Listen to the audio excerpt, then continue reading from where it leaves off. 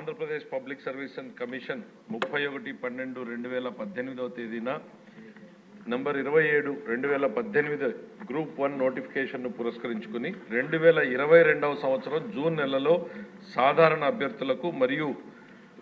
నవంబర్లో sports quota అభ్యర్థులకు ఇంటర్వ్యూలను నిర్వహించి 5/7/2022 తారీఖున ఫలితాలను ప్రకటించడమైనది. దరిమిలా 30/11/2022 తేదీన స్పోర్ట్స్ కోటా ఫలితాలను ప్రకటించడమైనది. అయితే ఈ ఫలితాలను గ్రూప్ 1 సర్వీస్ ఆమోదించని కొందరు అభ్యర్థులు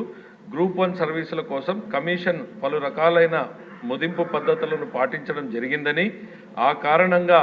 వారు ఎంపిక కాలేకపోయారని ఆరోపిస్తూ కొంతమంది ఎంపిక కాని అభ్యర్థులు గౌరవ ఆంధ్రప్రదేశ్ హైకోర్టులో WP 15701/2024 మరియు బ్యాచ్ కేసులను దాఖలు చేయడం జరిగిందని